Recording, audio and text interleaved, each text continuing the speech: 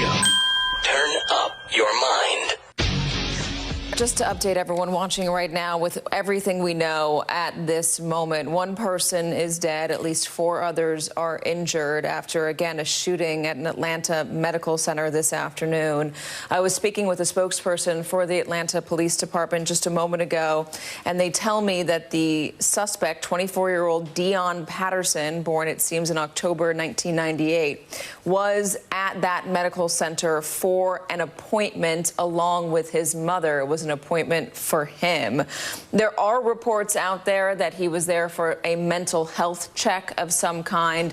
The Atlanta Police Department is not ready to confirm that right now. There were also reports that the mother was among those shot. The Atlanta Police Department says she was not shot. Again, they know who this suspect is. They just don't know where he is.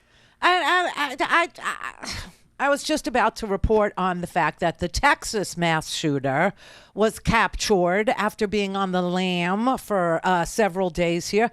And then all of a sudden, I see tanks on the street in Atlanta. Yeah, tanks. There are tanks on the street. I counted 3. I counted 3 tanks on the street in Atlanta because they had a suspect who has a military background, who apparently was visiting some medical facility with his mom, who she brought him in apparently for a mental health check, and he decided to bring a gun with him. And decided that he would shoot up the medical center where he was being, looked at and given some, aid for whatever was ailing him. The suspect in a gun massacre in Texas was apprehended in a town named Cut and Shoot. Cut and Shoot. And now that's irrelevant because there are tanks on the street in Atlanta. Do you understand? Cut and shoot. That sounds like something out of Tucker Carlson's text messages. Cut and shoot. You know what I'm saying? But so okay. So this particular shooting, there's a $10,000 reward if you have any information leading to this suspect's arrest. There was an $80,000 reward for the one in Texas. I don't know who is going to get it. I have no idea. But I think his wife. The shooter in Texas, that I can't, listen, days without a shooting in America, 0 days, 0. But the Texas shooter, I think his wife was actually somebody who asked for a restraining order because he was violent towards her. Now she's arrested too in Cut and Shoot, Texas. She got arrested today. I have no idea. Apparently, he talked her into or threatened her or extorted her or, scared her, enough to cover for his, being on the lam where he was. I don't know. I can't keep track of all this shooting, except to tell you that this guy, 1 dead, 4 injured, Atlanta, suspect at large. That's it. That's all I can tell you over here. Now, if you're a person living here on this planet Earth, you know that there is no shooting, no massacre, nothing in America tragic enough to get gun legislation. You know that, right? We all get it. We all understand. So I need to tell you what Texas has decided to do about its school shooting scenarios. I need to tell you what's going on there. In light of the fact that Uvalde happened and that we just had this shooting where this guy, this mass shooting, in case you can't keep them all straight, he killed 5 people. Okay, the guy, 5 Hondurans. He's a Mexican national. They thought maybe he fled to Mexico. Whatever. They found him. They got him. Okay, he's in jail, and so is his freaking wife. I mean, it's just so.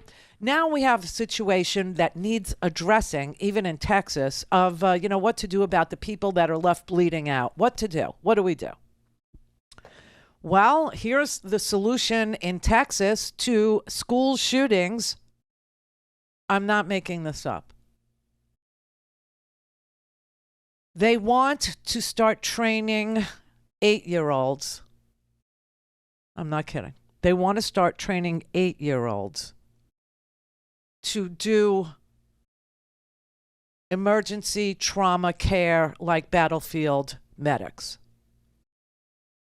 This is their solution.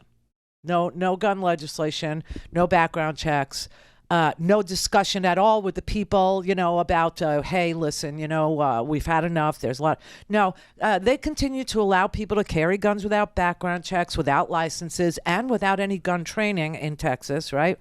And so you have, believe it or not, a Democratic representative in the Texas State House, Barbara Gervin Hawkins.